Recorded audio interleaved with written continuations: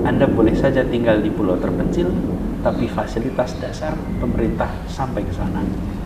Kalau di ibu kota saja kepulauannya tidak dapat, bagaimana orang yang di ujung-ujung jauhnya sekian ratus kilometer, pulau-pulau kecil, merasa optimis bahwa kami nanti akan dapat seperti itu juga? Karena itu saya punya tanggung jawab di Jakarta.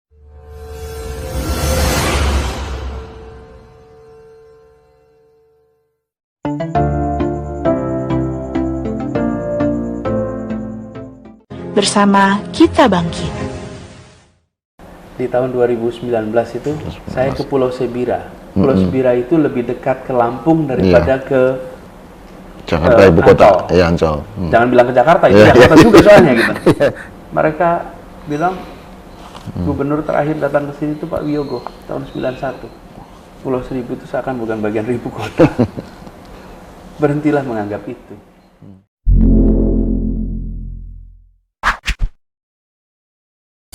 Salah satu achievement di era pemerintahan Pak Anies adalah tersedianya air bersih di Kepulauan Seribu, dan air yang disajikan untuk warga itu adalah air yang bersumber dari laut dan kemudian diubah menjadi air bersih yang bisa diminum.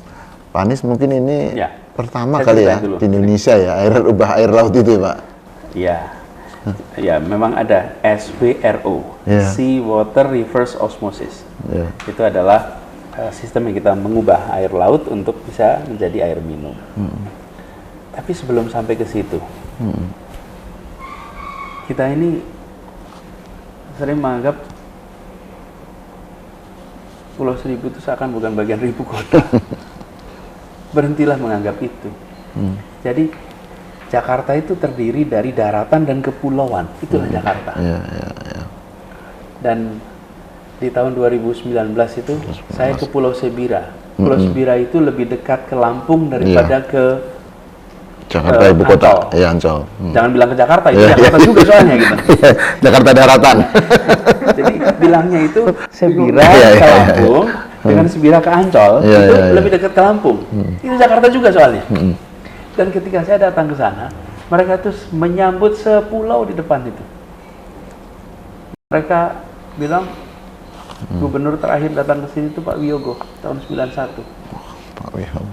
Tahun 19. Jadi berapa tahun kemudian 91 itu 27 tahun.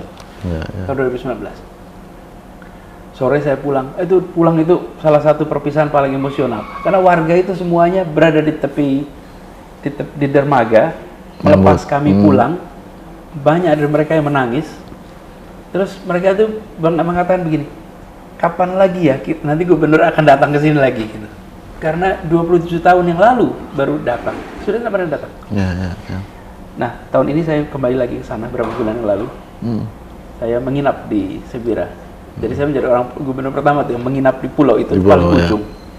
Bersama masyarakat di sana. Pesannya adalah kami setara.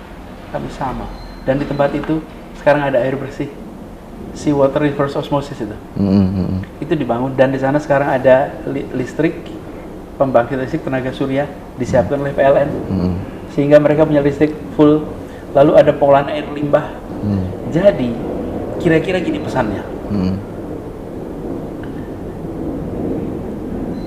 Anda boleh saja tinggal di pulau terpencil, tapi fasilitas dasar pemerintah sampai ke sana.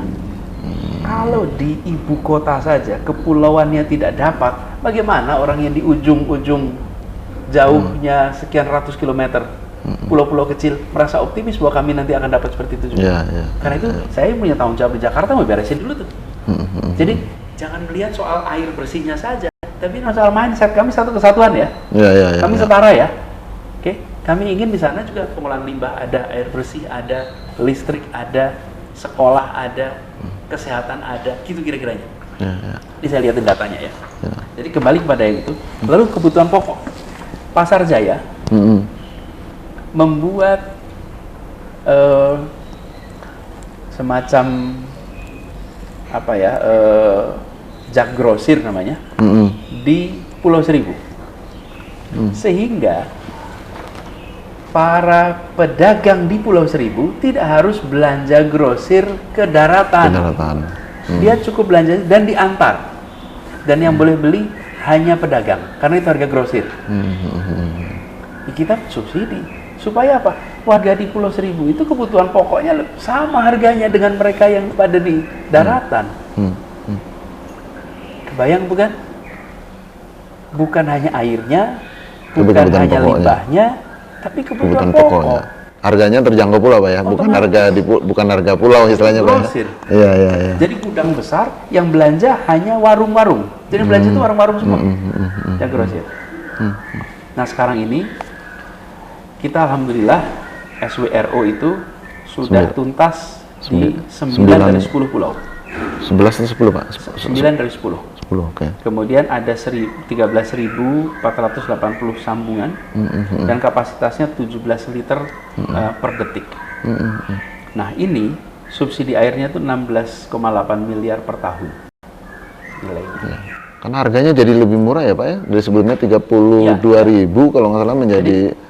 Ini kan prosesnya bertahap ya, 2018, 19, 20. Jadi kita tahun 18 bikin 4 SWRO, Pramuka, Panggang, Kelapa II, Payung di pulau itu. Kemudian tahun 2019 ada 4 lagi, Tidung, Lancang, Kelapa, Harapan. Dan kita siapkan ada semacam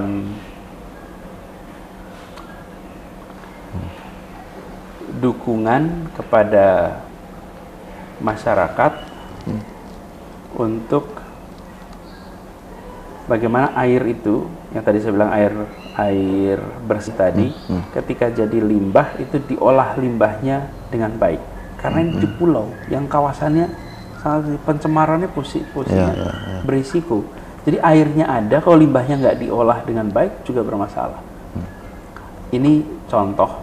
Kemudian kita juga siapkan sebuah peraturan gubernur nomor 16 tahun 2020 yang itu mengatur agar air minum dan pemasangan pipa itu bisa dilakukan di kampung-kampung yang status tanahnya masih bermasalah. Jadi punya dasar hukumnya. Sehingga ya nggak apa-apa soal lahannya itu Anda masih bermasalah legal, tapi kita bisa melakukan pemipaan itu. Jadi air bersih akhirnya bisa masuk ke daerah tersebut ya Pak ya? Jadi ya di pulau, ya di daratan, yang semua kesulitan air bersih kita siapkan. Dan program ini juga mestinya bisa ditingkatkan untuk jangkauan yang lebih luas lagi, mungkin seluruh Indonesia juga mestinya bisa ya Pak ya? Ya, itu bertahap lah. Sekarang kita kerjakan Jakarta.